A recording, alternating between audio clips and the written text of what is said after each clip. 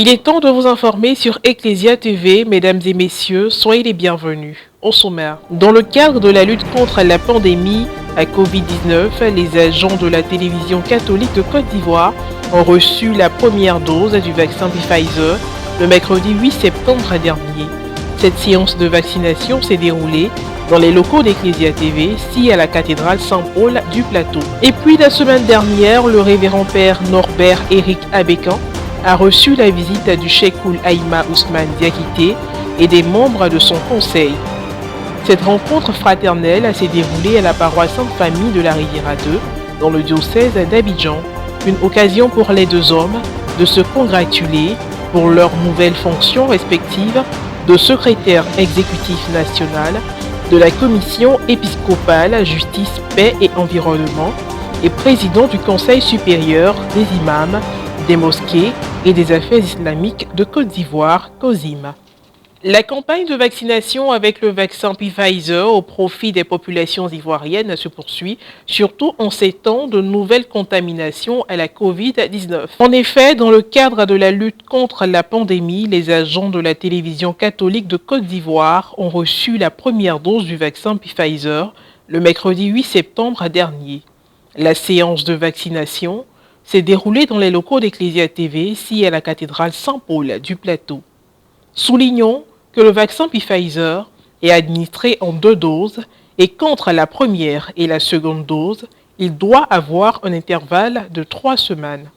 L'injection de la prochaine dose aux agents d'Ecclesia TV est donc prévue le mercredi 29 septembre 2021.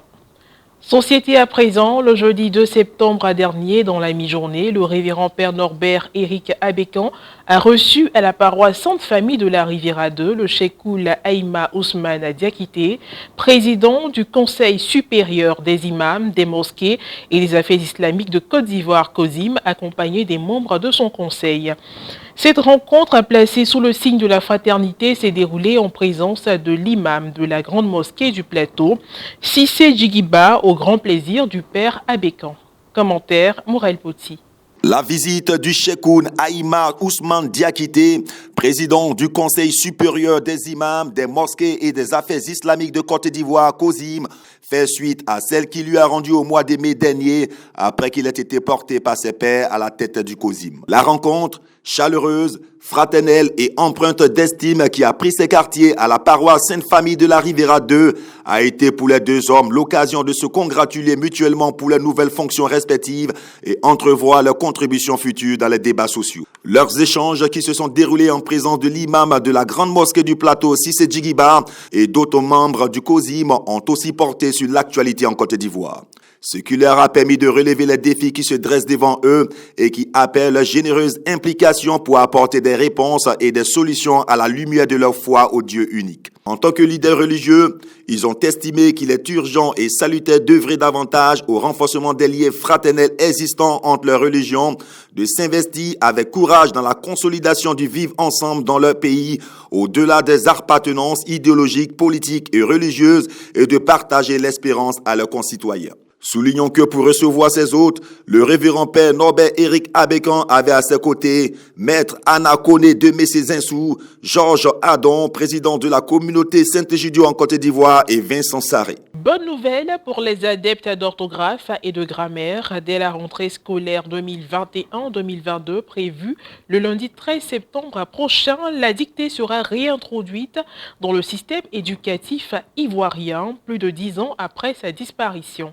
L'information a été rendue publique le jeudi 9 septembre dans une note circulaire de la ministre ivoirienne de l'Éducation nationale et de l'alphabétisation, Mariatou Koné. Elle a estimé que l'utilisation effective et régulière de la dictée contribue à développer les compétences des apprenants et apprenantes en orthographe. Rappelons que la dictée avait été supprimée du programme scolaire par la précédente ministre Kandia Camara et remplacée par une épreuve consistant à proposer un texte truffé de fautes que les élèves devaient repérer. Toujours en Côte d'Ivoire, parlons de culture à présent. Environ 1000 enfants issus de villages SOS, enfants de parents démunis de la ville d'Abidjan, particulièrement ceux du quartier Anoumabo dans la commune de Marcory, ont pu passer un moment inoubliable avant la rentrée scolaire 2021-2022. Ce, grâce à leur participation au volet Kid du Festival des musiques urbaines d'Anoumabo, FEMUA, le mercredi 8 septembre dernier sur le site de l'Institut national de la jeunesse et des sports INJS. Dans la matinée, les tout-petits ont été sainement occupés et initiés à la peinture, à la lecture et au dessin. Ils ont aussi participé à des séances de tissage de pagne traditionnelles et ont suivi avec une explication à l'appui le processus de fabrication du chocolat. Outre ces ateliers de peinture, dessin, lecture ainsi que la natation, de nombreux jeux éducatifs étaient aussi à leur disposition. Dans l'après-midi, c'était au tour d'un mini-show avec le groupe Zouglou Magic System et certains artistes invités à cette édition 2021 du festival dans une ambiance festive. Après le passage de chaque groupe d'enfants aux différents ateliers, un repas et des gadgets leur ont été offerts. Le FEMUA a été ouvert le mardi 7 septembre 2021 à Anoumabo. Plusieurs activités meublent ce grand rendez-vous culturel, la musique, le sport, les actions sociales, les panels de haut niveau. L'apothéose est prévue pour le dimanche 12 septembre à Grand-Bassam dans le cadre du FEMUA décentralisé. Et puis pour terminer, parlons de religion, cette fois-ci hors de nos frontières. Chaque année, à la basilique Sainte-Anne de Jérusalem, la nativité de la Vierge Marie est célébrée le 8 septembre au cours d'une messe consulaire. Cette année, les franciscains n'ont pas dérogé à la tradition. La messe a été dite sur le lieu même de la naissance de la Vierge Marie. Ce lieu, territoire français, est sous la garde de la congrégation des Pères Blancs depuis 1878. Pourquoi ? Parce que depuis très longtemps, depuis le Moyen-Âge à vrai dire, les franciscains sont gardiens des lieux saints et tout particulièrement depuis le XVe siècle, depuis que cette basilique a été transformée en école coranique, les franciscains ont obtenu une exemption pour pouvoir venir célébrer chaque 8 septembre la nativité de la Vierge Marie. Donc nous continuons cette tradition. Cette fête très ancienne est célébrée par les catholiques et par les orthodoxes. Elle prend sa source dans le protévangile de Jacques. Cette tradition remonte au premier temps de l'Église, mais s'est fixée au 7e siècle. C'est une fête très traditionnelle de l'Église catholique que l'on fête depuis de très nombreux siècles. Et il se trouve qu'ici à Jérusalem, on est particulièrement attaché à ce 8 septembre qui célèbre la nativité, la naissance de la Vierge Marie sur le lieu même de ce qui est attesté à peu près universellement maintenant par les archéologues, les historiens, comme étant le lieu de la maison des parents de la Vierge Marie, Sainte-Anne et Saint-Joachim. Donc nous sommes sur le lieu où le Christ a été rendu possible, si j'ose dire, pour dire les choses trivialement, pour qu'il puisse s'incarner dans notre temps. La fête de la Nativité de Marie est l'occasion de se mettre en présence de celle qui a eu le courage de dire oui, sans condition à Dieu.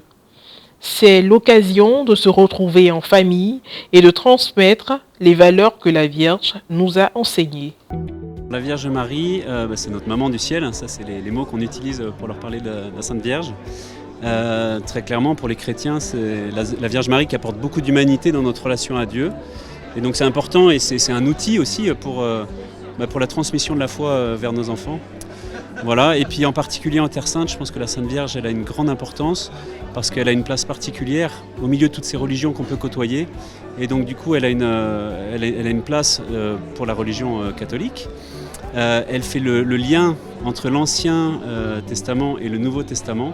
Et donc on aime bien la retrouver ici en Terre Sainte.